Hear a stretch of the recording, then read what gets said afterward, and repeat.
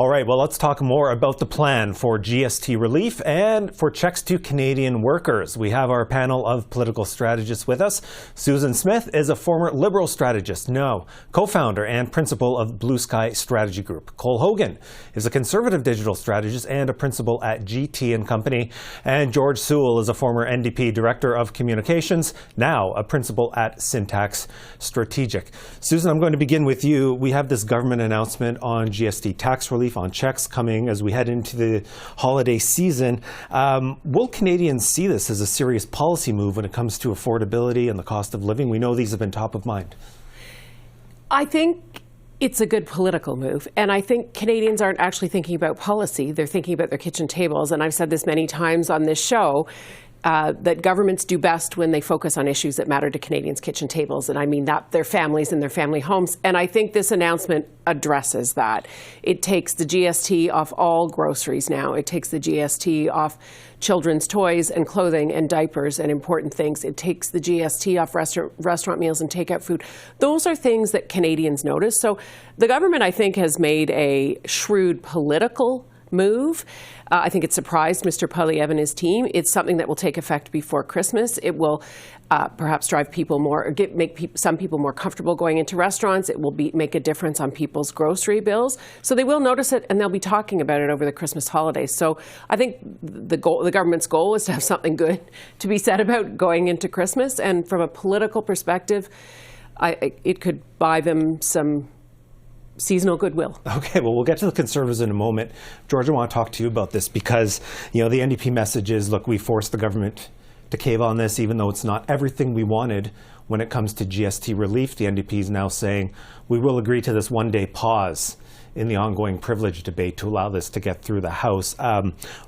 Is this a good political move for the NDP and for Jagmeet Singh here? Well, I mean, look, the NDP stood up last week or 2 weeks ago or whatever it was and announced that they wanted to take GST off groceries, off kids' clothes. I mean, actually home heating as well, which the Liberals have neglected to include in this package.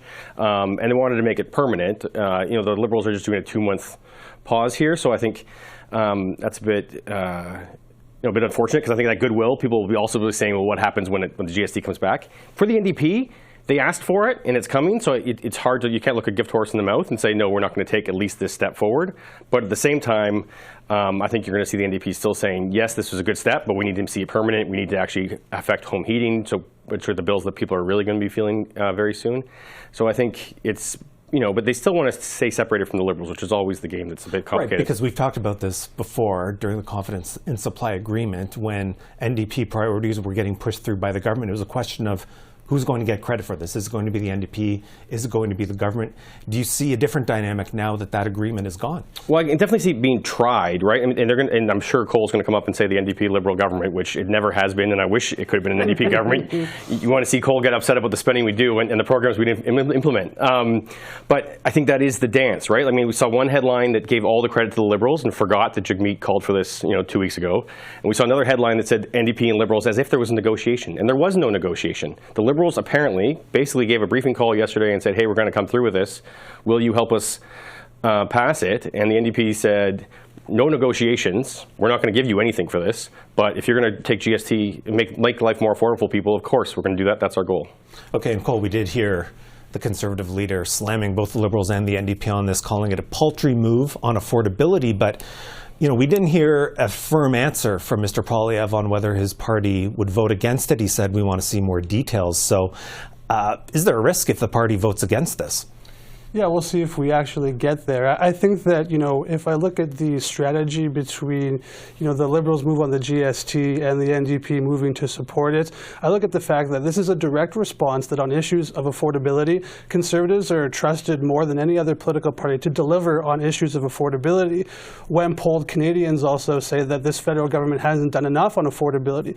Any measure that brings relief to the cost of living for Canadians is a good thing, but I think in this particular instance, a lot of Canadians are looking at this and assessing the short-term nature of it and saying, all right, what's the nature of the long-term relief I'm going to get here? And looking at, this move from the Liberals as a response to their lack of credibility on affordability issues. I don't think they're thinking about those things at all. I think the Conservatives got surprised a bit on this announcement, and the measures they're proposing, they have no way of implementing anytime soon. And I think it was politically a shrewd move on the part of the Liberals. The other thing that's very interesting in this is because they've addressed food and other issues that impact everybody, it addresses some of the criticism for some of the people who don't have children maybe, or aren't married couples maybe, or aren't seniors.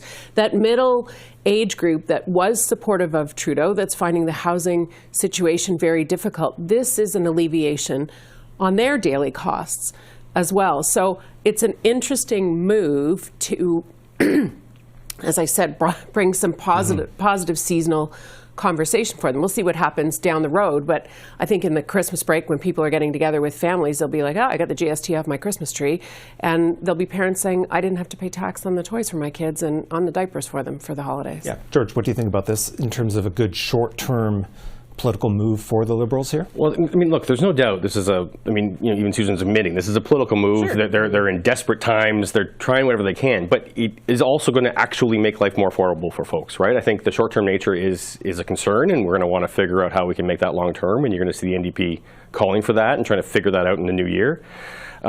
But I actually agree with Susan. There's no one's going to be sitting around the Christmas tree being like, oh, I want to pay my GST because this was just a political move. I mean, they're going to be happy that they got the money in their pocket, and they're going to feel good about that. Yeah. I think that the difference between the two, if I compare, the measures that Doug Ford takes compared to Justin Trudeau, here's a premier who's been talking about affordability issues for 6 years compared to a prime minister who's just kind of getting in the conversation now. So we see Doug Ford and the Ontario PCs talk about the $200 rebates, continuing to cut the gas tax into 2025, and therein lies the difference, I think, in their political success. Okay, we have a few moments left, and I do want to turn to Randy Boissonnault. Of course, he departed cabinet yesterday. We've heard that he's going to focus on clearing his name, clearing the allegations that are against him surrounding his business, surrounding his identity. Susan, let me start with you. How has the government handled this situation over the past few days? Look, Mr. Boissonnault is a really decent human being, and if you'll notice, most of his caucus colleagues are suggesting that about him. I think it's an unfortunate situation that's come about. I think it's an exit that's been could have been managed a bit sooner to take away some of the drip of this story. I think Mr. Boissonnault will go and clear his name, and that door has been left open for him to come back into cabinet. He didn't get unceremoniously tossed from cabinet. The language around the statement was definitely allowed to go and clear the allegations against him. And so I hope he's able to do that. It's an unfortunate situation. The issue around indigeneity is sensitive. I do think there'll be some clarity over time. Sometimes what people are told at one stage of their life actually ends up being different as more light gets shone on things over time. So it's an unfortunate situation, and I think it will be resolved hopefully soon. Okay, George, let me turn to you. Do you see a path for Mr. Boissonnault to, I guess, gain his credibility back on this issue, whether or not there's a return to cabinet later on? Well, I think there are on some issues possibly, and maybe even likely. I think around indigeneity, I think it's a big deal, and I think it's, for all of us to sit around, and I'm not going to guess at everyone else's background, but like as myself, no claim to indigeneity myself, but it's definitely a sensitive issue, and it goes beyond just cultural heritage. This whole debate ended up turning Indigenous businesses versus other Indigenous businesses, became an attack on some.